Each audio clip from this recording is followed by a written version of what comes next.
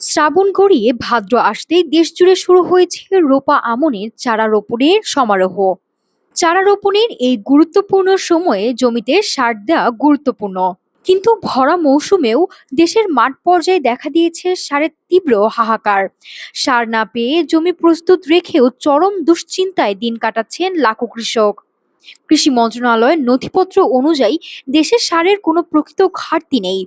Urea, TSP, DAP বা MOP প্রতিটি সারের মজুদ রয়েছে চাহিদার চেয়ে কয়েক গুণ বেশি।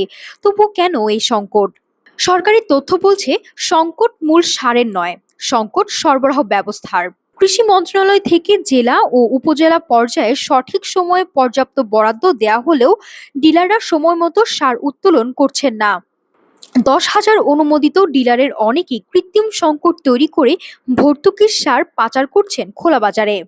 এক এলাকার সার অন্য এলাকায় পাচার এবং বেশি দামে বিক্রির দায়ে ইতিমধ্যেই রাজশাহী ও যশোরে বেশ কয়েকজন পরিবেশককে জরিমানা করেছে ভ্রাম্যমাণ আদালত।